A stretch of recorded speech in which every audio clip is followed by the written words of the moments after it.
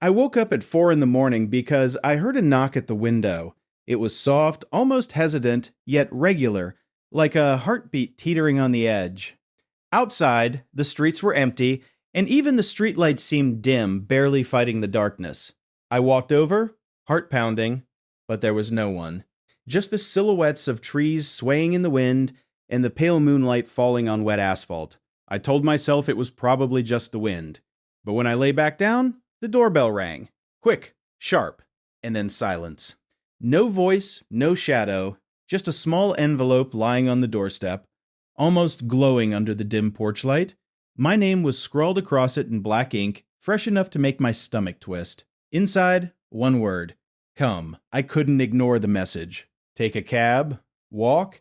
The city felt abandoned, like the world had been emptied overnight. Every street lamp flickered, dying as if something or someone was watching me. My phone was dead even though I'd fully charged it before bed. I approached the little cafe where I usually met friends. Empty. Just the kettle whistling softly on the stove and the mirror on the wall reflecting my anxious face. A cold shiver ran down my spine, and then I heard it.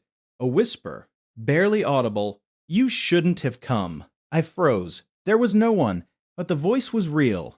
Closer now, circling me like smoke. I wanted to run, but my feet felt glued to the floor, as if the building itself didn't want me to leave. Outside, the night seemed to thicken, pressing against the windows. Against me. And then a shadow moved in the corner of the room, flickering like it didn't quite belong. The next morning, sunlight did nothing to ease the tightness in my chest. I swore I'd just been imagining things, the lack of sleep, maybe a bad dream. And yet, the envelope was back on my bed. Same handwriting, same black ink, only this time there were two words, "Don't look." Of course, I looked, and there, folded inside, was a photograph of me sleeping. My mouth opened, but no sound came out.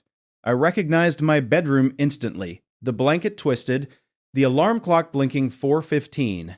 Someone had been here. Someone had been watching. I wanted to burn the photo, throw the envelope into the street, but curiosity rooted me in place. A part of me, stupid, reckless, needed to know who was doing this. And somewhere deep inside, I knew the answer wasn't simple. Not by a long shot. My phone buzzed for the first time in hours. Unknown number. A simple message. I see you. My hands shook.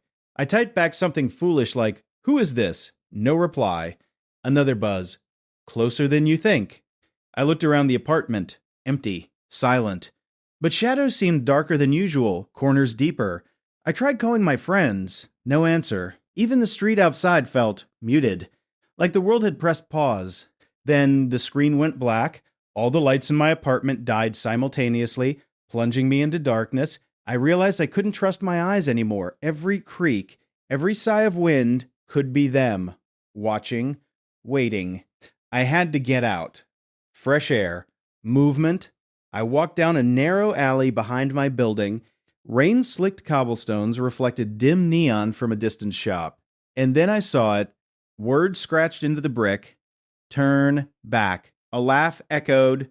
Not from me, not from anywhere. Just somewhere inside the alley. My heart hammered. I ran, but each step seemed slower, as if gravity itself had thickened. Behind me, the sound of footsteps, but when I glanced back, nothing. Just shadows. Nothing but shadows. Some instinct told me this wasn't random. Whoever, or whatever, was doing this. It wanted me to chase it. Or maybe it wanted me trapped. I didn't know which was worse. Back at my apartment, I avoided mirrors, but I caught a glimpse in the kitchen window. Someone was standing behind me. Just for a moment. Only a shadow, faceless but unmistakably there. I spun around. Nothing. The apartment was empty. My chest hurt and panic twisted my stomach into knots. I tried to sleep, but every creak, every wind gust sounded like footsteps, whispers, and laughter I couldn't place. And then the reflection in the microwave caught me off guard. My own eyes, but darker, hollow. A copy of me staring back. I stumbled backward. Reality was starting to feel wrong. My phone rang again. Same unknown number. I almost threw it against the wall. Still, I answered. "Are you awake?" A voice, familiar but distorted, like it belonged to someone standing underwater. "Who is this? Stop messing with me. Look outside, now." I hesitated, but something primal pushed me to the window. Across the street, a figure stood wearing a hood, completely still, watching. I felt my stomach twist. That figure wasn't human.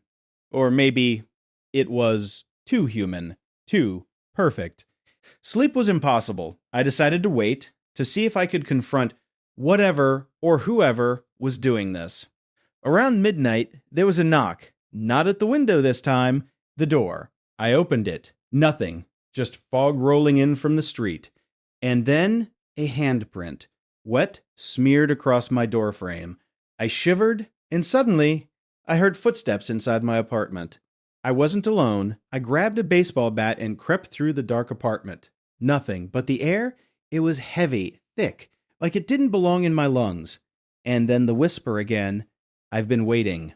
The words were right behind me. I spun. Empty hallway. My heartbeat echoed so loudly I was sure someone could hear it. My sanity felt like it was slipping thread by thread. On the coffee table, a new photo. Me, not taken before. This one was live. I was sitting in my own apartment, looking terrified, and in the reflection behind me, a figure, watching. No one else had a key, no one else was in my building, and yet there it was, the figure, watching, waiting. The next night, I stayed on the couch, bat in hand. The fog rolled in again.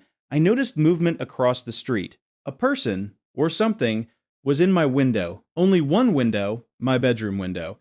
I grabbed my camera. Flash. Gone. Only mist and silence. My friends? They didn't answer. My phone? Dead. I realized I was alone, and the world had stopped helping me. Another envelope. My handwriting on the front, "You know me." Inside, a map, drawn by hand. My apartment, the streets, landmarks I knew, and a single phrase at the bottom, "Meet me." I hated curiosity. I hated myself for following it. But I had to know. I had to see. The map led me back to the alley. The scratched warning was gone. In its place, a figure, hunched, faceless. It raised a hand, pointing deeper into the shadows. I followed. Every step felt like a mistake, every breath like I was inhaling smoke. And then I saw eyes. Hundreds, glowing faintly in the darkness. Watching me. Waiting. The air filled with whispers. Names. My name. Others I didn't know. They circled me, intangible, yet I felt their touch. Panic rose. I tried to run, but the alley seemed endless, twisting in ways that made no sense. One voice grew louder. Distinct. A whisper I recognized from a dream. "Do you trust me?" A door appeared at the end of the alley, wooden, ancient, out of place. Behind it, nothing visible, just darkness. "Enter," the voice said. I froze.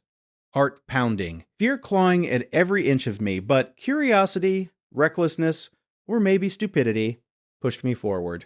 The room smelled of earth, damp stone. Shadows moved along the walls as if alive.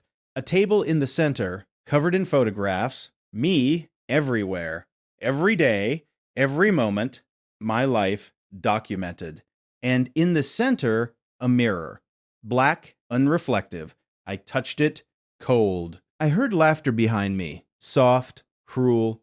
From the shadows, a figure stepped forward, tall, faceless, and yet familiar. My chest seized. Memories I didn't know I had, or maybe had forgotten, flashed. The figure mimicked my movements, my fears, my doubts. I realized it wasn't just watching, it was me, or some version of me.